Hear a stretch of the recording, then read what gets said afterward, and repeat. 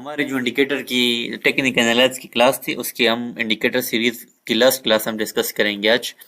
तो आज जो हमारा इंडिकेटर सबसे पहले हम पढ़ेंगे वो बोलिंगर बैंड्स होता है, ठीक है। तो बोलिंगर बैंड्स को हम डिटेल में डिस्कस करेंगे कि ये क्या होता है, ठीक है। तो सबसे पहले मैं आपको वैसे ही दिखाता हूँ, फिर ग्राफ पे जाके दिखाता हूँ कि किस तरह ये बनता है, ठीक है। तो बोलिंगर बैंड बेसिकली हमारे साथ सपोज प्राइस इस तरह मूव करते हैं, ठीक है। सपोज इस तरह मूव करते हैं, ठीक है। तो इसमें एक बैंड इस तरह बनता है, ठीक है। ये बैंड होता है जो एक मिडल में बैंड बन रहा होता है, ठीक है। एक बैंड सपोज इसके नीचे बन रहा होता है, ठीक है, जो 2 स्टैंडर्ड डिविएशन होता है, और एक बैंड इसके ऊपर जा बन रहा होता है, ठीक है। तो जब भी हमारे साथ प्राइस क्या होता है कि जब इस बैंड पे आता है इधर, so this is a signal कि भाई अब प्राइस में करेक्शन आएगी, ठीक है। और जब करेक्शन आती है तो फिर वो इस तरह नीचे जाते हैं, ठीक है। जब वो इस नीचे से जो बैंड्स को आता है टच करता है तो फिर इसमें एक और ये होता है कि अब ये प्राइस जो है बहुत नीचे आ चुके ऊपर जाएगी, ठीक है। तो प्राइस इस तरह ऊपर जाता है।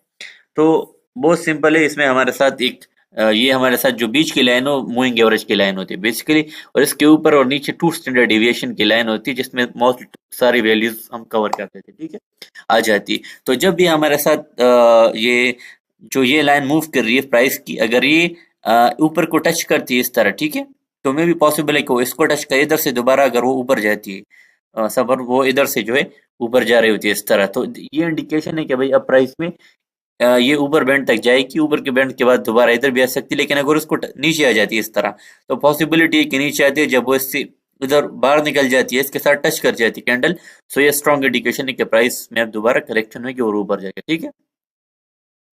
अच्छा, एक और बात मैं आपको बताता हूँ, तो इस तरह हो सकता है कि प्राइस इस तरह जो है मूव कर रहा होता है, ठीक है, इस तरह वो सपोज इस तरह मूव करता है, बैंड ऊपर बंद नहीं होती है और वो नीचे बैंड को टच ही नहीं करता। सो बहुत स्ट्रांग और अपवर्ड और डाउन टर्न में ये होता है कि वो नीचे बैंड तक आता ही नहीं, ऊपर तक जाता नहीं है, तो उसमें हम बोलेंगर बैंड को यूज नहीं कर सकते। बोलेंगर बैंड्स अगर हमने यूज करना है तो आपने इसके साथ मूविंग एवरेज अलग से यूज करनी होती है अगर आपको टर्निंग स्टॉक्स में यूज करते हैं, ठीक है। सो आई थिंक इसकी समझ आपको आ गई होगी। अच्छा, इधर मैं आपको बोलेंगर बैंड्स की इंडिकेटर में जाते और हम बोलेंगर बैंड्स लगाते तो आपको इधर से अच्छी तरह समझ आएगी, ठीक है। अच्छा, इसको ये भी बदल लेते हैं, ये कैंडल हुआ, ठीक है। अच्छा, इधर मैं आपको सीधे बताता हूँ कि क्या होता है। इस तरह होता है कि जब भी ये रेंज बाउंड ट्रेंड करते हैं ना, जब प्राइस में हमारे साथ बहुत मूवमेंट आती है इधर में, देखिए ये कि जब भी प्राइस ना इस तरह ऊपर बैंड को टच करता है तो उसके बाद वो नीचे आता है, ठीक है। इस तरह इसने ऊपर इधर टच किया तो फिर नीचे आया, ऊपर इधर टच किया नीचे, तो जब वो नीचे बैंड को इधर से टच किया, देखे, तो उसके बाद एक बड़ा मूव इसने दिया, ऊपर किया तो नीचे, इस तरह। तो जब वो अपर बैंड को टच करता है इसका मतलब है कि this is a bearish setup, उसके बाद वो प्राइस नीचे आएगा, इधर से देखिए नीचे आता है, ठीक है, तो डब्ल्यू का पैटर्न बना। लेकिन जब वो ट्रेंडिंग स्टॉक होता है जिस तरह इधर आपको लग रहा है कि बाहर निकल गया, ठीक है, लेकिन ये मूवमेंट बहुत मतलब है कि बाहर निकल गया, लेकिन प्राइस फिर भी नीचे नहीं आया, ठीक है। तो ट्रेंडिंग स्टॉक्स में बोलिंगर बैंड्स को आप यूज नहीं कर सकते मोस्टली। ये साइड जब मार्केट साइडवेज रहती है, रेंज बाउंड हमारे साथ स्टॉक कर रहा होता है तो उसमें हम यूज करते हैं, ठीक है। सो ये था बोलिंगर बैंड्स। अब दूसरे जो हमारा इंडिकेटर है फिबोनाची सीरीज, उसकी तरफ जाते हैं बेसिकली। फिबोनाची सीरीज, ये फिबोनाची सीरीज जो है इसकी तरफ हम जाते हैं और इसको देखते हैं कि यूज किस तरह करते हैं, ठीक है। तो बेसिकली इसको हम मैं आपको बताता हूँ, इस तरह होता है कि जब एक स्टॉक इस तरह मूव करते हैं ऊपर, ठीक है, इस तरह मूव करता है तो सपोज इसमें एक रिट्रेसमेंट आती है, फिर इस तरह मूव करता है इस तरह, ठीक है।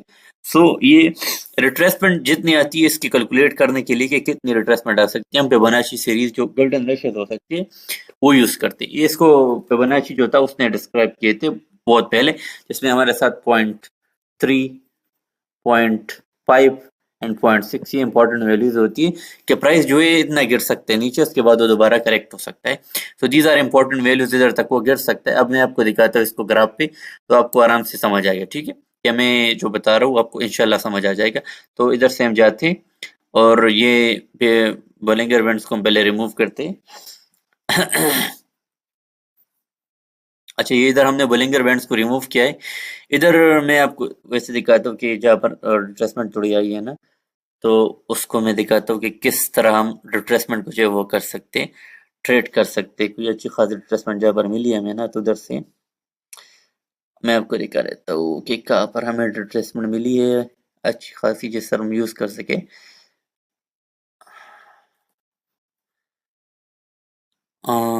ये लाइन बन गया तो हमें रिट्रेसमेंट का चीज़ से पता चल जाता है इसमें लाइन में, उसको हम फिर यूज़ करते हैं, ठीक है। अच्छा, इधर एक रिट्रेसमेंट की वो मिली है लेकिन इतनी अच्छी खासी नहीं है, लेकिन फिर भी यूज़ कर देते शायद आ, इसमें किस वैल्यूज़ में वो फॉल कर जाता है, ठीक है। सो ये कैंडल्स हम बनते हैं, ठीक है। अच्छा, इधर देखिए ये इसका हाई है, इसका लो है, इस तरह कर दे कि हम इधर इस सीरीज पे आते ये, और इधर हमारे साथ फिबोनाची रिट्रेसमेंट की एक ऑप्शन हमें दी गई है, ठीक है। तो इसको हम क्लिक कर देते हैं इधर से। जब क्लिक करते हैं तो हम किसी भी, अगर आपने फिबोनाची को यूज करना है तो किसी भी हाई को आपने लो के साथ कनेक्ट करना होता है, ठीक है। ये हमने सपोज ऊपर से करते हैं, तो सपोज ये आ, इसमें थोड़ी सी रिट्रेसमेंट आई है, ज्यादा नहीं है, लेकिन जैसे इसका हाई है, इधर से वो रिट्रेसमेंट आई है, इधर से हम नीचे लाते, ठीक है। ये दोबारा सही नहीं बन रहा।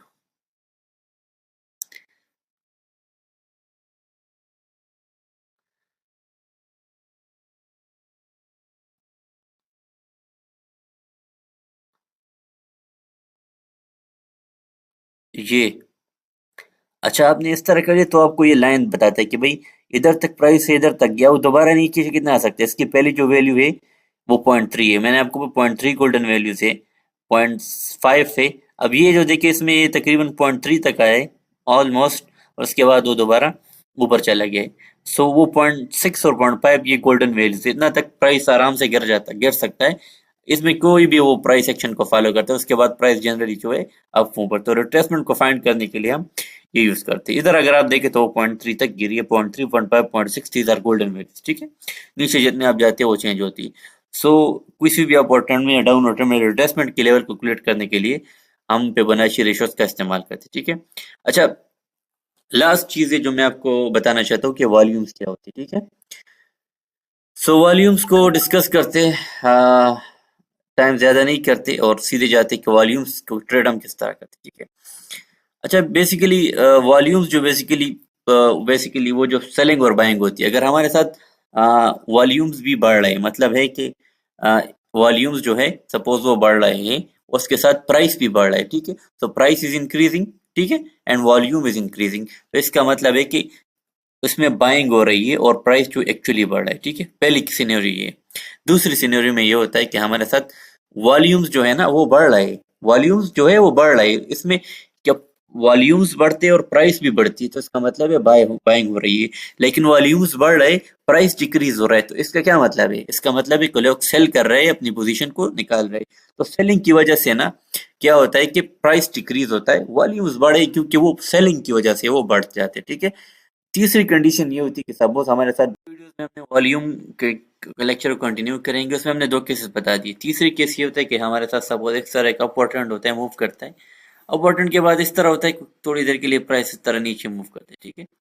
सो इसमें क्या होता है कि इसमें वॉल्यूम्स कम हो रहा है, ठीक है। इस केस में वॉल्यूम्स तो कम हो रही है, लेकिन प्राइस जो है वो भी कम नीचे मूव कर रहा है, ठीक है। क्या हो रहा है कि वॉल्यूम्स कम हो रहा है, प्राइस थोड़ी देर के लिए वो नीचे मूव हो रहा है। तो इसमें बेसिकली होता क्या है कि इसमें जो वीक हैंड्स होते हैं ना, वीक हैंड्स होते हैं, वो प्राइस को डिक्रीज करने की कोशिश कर रहे होते हैं, लेकिन आपको पता है कि वॉल्यूम्स इधर कम है, जो लोग उसको डिक्रीज कर रहे हैं उनका तादाद कम है, तो दिस आर वीक पीपल। उसके बाद यकीनन इस तरह होता है कि प्राइस अप मूव देगा बहुत अच्छा। एक कंडीशन ये होती। दूसरी ये होती कि जिसमें हमारे साथ प्राइस जो होता है ना वो बढ़ रहा होता है, लेकिन वॉल्यूम्स जो होती है ना वो भी कम होती है। इसमें ये इसके एग्जैक्ट अपोजिट बनता है कि सपोज इस तरह एक डाउनवर्ड ट्रेंड होता है, इसके बाद इसमें थोड़ी सी करेक्शन आती है, ठीक है। तो प्राइस जो इधर बढ़ रहा होता है, ठीक है, प्राइस इज इंक्रीजिंग, लेकिन वॉल्यूम्स कम है। इसका मतलब है कि जो लोग उसको क्या कर रहे होते हैं, कि जो लोग इसको बाय कर रहे होते हैं, दीज आर वीक पीपल, उसको मतलब उसके प्राइस को बढ़ा रहे होते हैं, वो वीक पॉइंट हो, उसके बाद प्राइस नीचे मूव होगा, ठीक है। और जिस तरह मैंने बता दिया कि जिसमें प्राइस भी कम हो रहा है, ठीक है, प्राइस का मतलब है कम हो रहा है कि लोग इसको सेल कर रहे हैं, मगर जो लोग सेल कर रहे हैं उनकी तादाद कम है, वॉल्यूम्स कम है, तो प्राइस डेफिनेटली अपवर्ड मूव करेगा। इधर जो हमारे उसको बाय कर रहे हैं उनकी तादाद कम है, वॉल्यूम्स कम है, तो प्राइस डेफिनेटली नीचे